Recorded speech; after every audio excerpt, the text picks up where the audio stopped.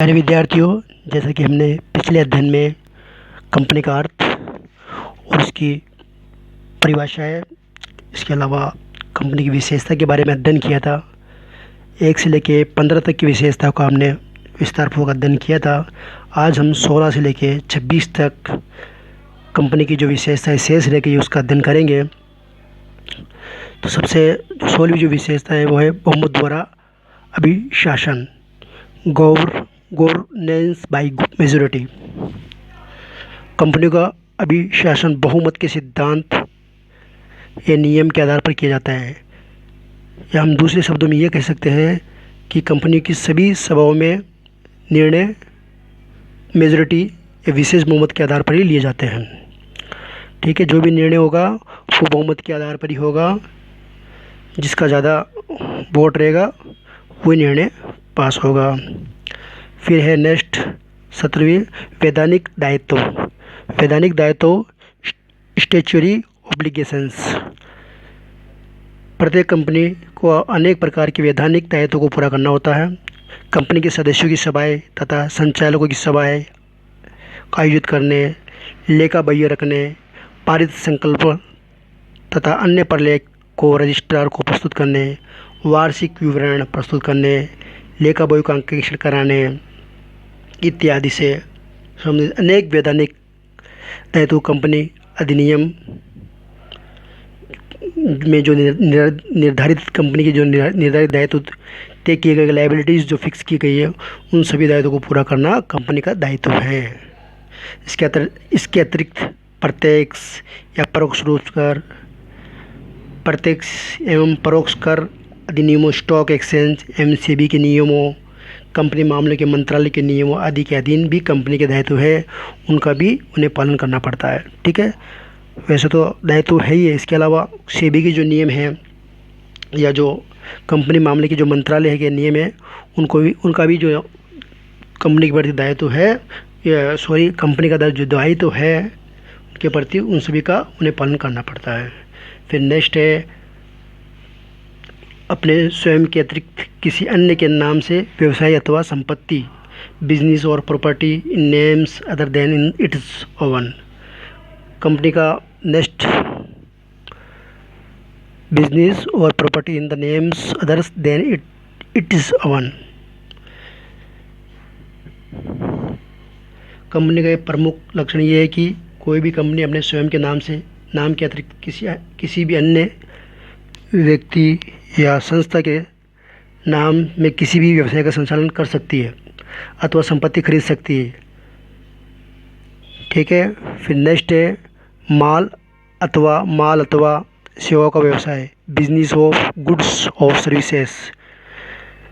कोई भी कंपनी अपने सीमा नियम की सीमा के भीतर ही रहते हुए किसी भी माल के उत्पादन, निर्माण, वितरण, विक्रय आदि करने अथवा किसी सेवा को प्रदान करने के व्यवसाय का संचालन कर सकती है।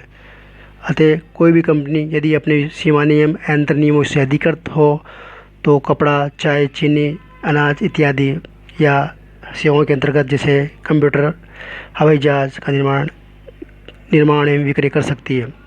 इसके अलावा कोरियर, होटल, परिवहन, मनोरंजन आदि सेवाएं भी प्रदान कर सकती है।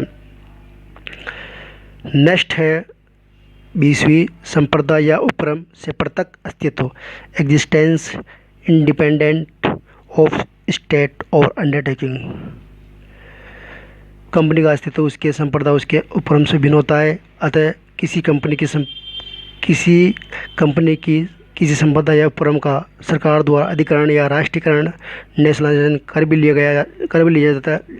भी लिया जाता है तो भी उसे कंपनी या उसके प्रबंध का अधिकरण नहीं माना जा सकता।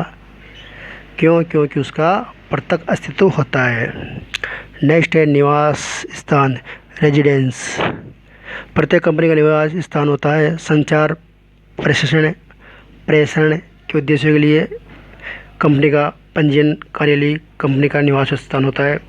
कोई भी लेटर वगैरह, कोई भी कागज़ वगैरह जो आएगा वो उसके कार्यालय में ही आएगा। आयकर अधिनियम के उद्देश्य के लिए कंपनी के निवास स्थान वह है जहाँ से उसके वास्तविक व्यवसाय, एक्चुअल जो व्यवसाय का संचालन किया जाता है, वास्तविक संचालन वास्तविक व्यवसाय का संचालन वहाँ से किया जाना हुआ माना जाता है जहाँ कंपनी के प्रबंधन एवं नियंत्रण का केंद्र स्थित है।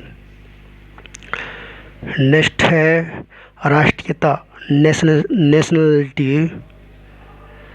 यद्यपि कंपनी किसी देश के नागरिक नहीं है, किंतु उसकी राष्ट्रीयता उसी देश की मानी जाती है जिस देश में उसका सम्मेलन होता है। कोई भी कंपनी अपनी राष्ट्रीयता में परिवर्तन नहीं कर सकती। यद्यपि कोई व्यक्ति इंडिविजुअल अपनी राष्ट्रीयता में परिवर्तन कर सकता है। ठीक है, कंपनी की राष्ट्रीयता में परिवर्तन नहीं होगा, कंपनी परिवर्तन नहीं कर सकती। यदि भी कोई व्यक्ति है उसका इंडिविजुअल, वो अपनी राष्ट्रीयता में परिवर्तन कर सकता है, ऐसा तो नियम है, लेकिन राष्ट्रीयता में परिवर्तन नहीं कर सकता। फिर नेक्स्ट है नागरिक नहीं, एक मूल अधिकार भी नहीं। Not a citizen and no foundation rights. ठीक है, ये आपके 23वीं विशेषता है। कंपनी एक विधित व्यक्ति है, कानून द्वारा बनाई गई व्यक्ति है, किंतु कंपनी को भारत के संविधान एवं नागरिकता अधिनियम दोनों ही के अधीन देश का नागरिक नहीं माना गया है। ठीक है, ये इंपॉर्टेंट बात है। क्वेश्चन आता है 2 नंबर का, क्या कंपनी नागरिक है या नहीं है, सिटीजन है या नहीं है, तो नहीं, क्या लिखोगे आप, नहीं है, नहीं माना जा सकता। लेकिन इसमें कुछ मामला है, आइए देखते हैं उसमें क्या होता है। भारत के उच्च न्यायालय ने यहाँ तक कहा है कि यदि किसी कंपनी के सीमा नियम पर हस्ताक्षर करने वाले सभी 7 सदस्य भारत के नागरिक हैं, तो भी कंपनी भारत की नागरिक नहीं बन सकती। जैसे कि किसी कंपनी के सदस्य की शादी करने से कंपनी की शादी नहीं हो सकती। इम्पोर्टेंट जजमेंट है, एक बार वापस देखिए। भारत के उच्चतम न्यायालय ने क्या कहा, यदि किसी कंपनी के सीमा नियम पर हस्ताक्षर करने वाले सभी 7 सदस्य भारत के नागरिक हैं, तो भी कंपनी भारत की नागरिक नहीं हो सकती। जैसा किसी कंपनी के सभी सदस्यों के शादी करने से कंपनी की शादी नहीं हो जाती। ठीक है, ये जो जस्टिस है हिदायतुल्ला उन्होंने कौन से दिया था स्टेटमेंट, ये अपना जो जजमेंट है वो state trading company versus CTO air 1963 में। कंपनी नागरिक नहीं होती, अतः उसे देश के नागरिकों से प्राप्त मूल अधिकार भी प्राप्त नहीं है, किंतु कोई भी कंपनी मूल अधिकारों के अधीन व्यक्ति को उपलब्ध लाभ का उससे हकदार होती है। ठीक है, जो उसके मूल अधिकारों के अधीन व्यक्ति को जो लाभ है उसका हकदार जरूर होगी, किंतु नागरिक के अधिकारों के हकदार कभी भी नहीं होती है। संविधान के अधीन नागरिक को मूल अधिकार का दावा नहीं कर सकती। कंपनी कभी भी अधीन नागरिक का मूल अधिकार का दावा नहीं कर सकती, किंतु कंपनी कोई भी ऐसा अंशदायी जो देश का नागरिक हुए अपनी कंपनी के मूल अधिकारों के उल्लंघन के विरुद्ध कंपनी की ओर से कार्रवाई अवश्य कर सकता है। नेक्स्ट है सामाजिक उत्तरदायित्व, सोशल रेस्पॉन्सिबिलिटी। कंपनी का सामाजिक दायित्व होता है, इस बात को कानून के रूप में स्वीकार कर लिया गया है। और ये कौन सी कंपनी अधिनियम में किया गया है, 1913 के अनुसार किया गया है, उससे पहले ये नहीं था। तो इसमें ये बात जोड़ी गई, ये प्रोविज़न जोड़ा गया है, ये प्रावधान जोड़ा गया है। क्या जोड़ा गया है, निर्धारित आकार वित्तीय आधार पर कंपनी का अपने निगमीय सामाजिक दायित्वों को अनिवार्य रूप से निर्वाह करना पड़ेगा। ऐसी कंपनी को अपने पिछले 3 वर्षों के औसत लाभ का कम से कम 2% भाग सामाजिक दायित्व की क्रियाओं पर खर्च करना पड़ेगा। और कौन सा इलाका होगा, वो कंपनी के आसपास का इलाका होगा, जो कि हमने पहले पढ़ा था किसमें, कंपनी अधिनियम 13 की जो हमने विशेषता पढ़ी थी उसके बारे में हमने इस पर चर्चा की थी। फिर इसके बाद में नेक्स्ट है आपके कंपनी का चरित्र, कैरेक्टर ऑफ कंपनी। कंपनी एक कर्तव्य व्यक्ति है, इसका अपना दिल दिमाग आत्मा नहीं होती।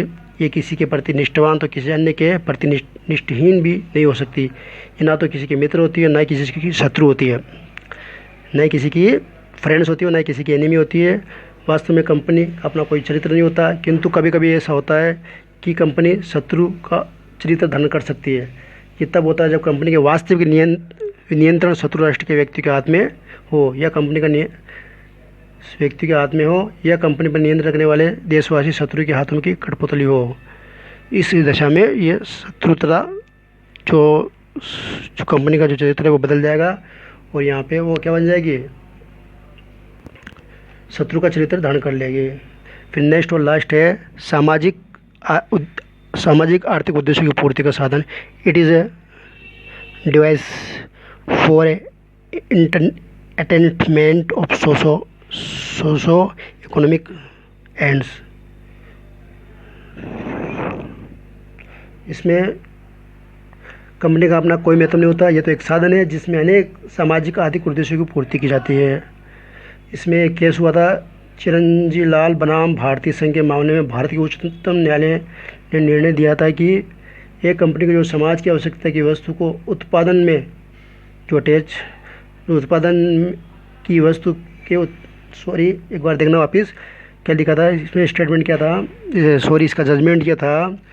एक मामला हुआ था चिरंजी लाल बनाम भारतीय संघ के मामले में। भारत के उच्चतम न्यायालय ने क्या लिखा था, एक कंपनी जो समाज की आवश्यकता की वस्तु के उत्पादन में संलग्न है का अपना एक सामाजिक चरित्र होता है और उसे केवल उन्हीं व्यक्तियों की संस्था नहीं मानी जानी चाहिए जिन्हें उसने अपना धन लगाया है। दूसरे शब्दों में कंपनी सामाजिक आर्थिक उद्देश्यों की पूर्ति का साधन है। मतलब कहने का इसका ये है, सारांश ये है कि जो व्यक्ति धन लगा दिया उसकी नहीं माननी चाहिए कंपनी समाज की है, समाज के रूप में उसको देखा रहना चाहिए। इस प्रकार ये विशेषता पूरी होती है। नेक्स्ट हम देखेंगे नेक्स्ट चैप्टर जो भी देखेंगे। Okay, thank you.